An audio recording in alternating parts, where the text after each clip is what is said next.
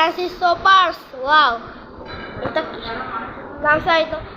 এই যে সুপা অনেক সুন্দর আছে।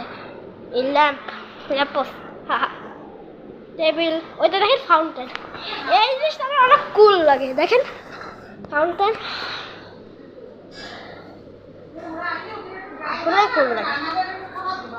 আমার মনে হয় খালামণি কথা বলছে। এই যে দেখেন বারান্দায় আমার মামাতো ভাইয়ের মনে ফুটবল, আল্লাহ ইয়ে তো ওয়ার্ল্ড কাপের ফুটবল।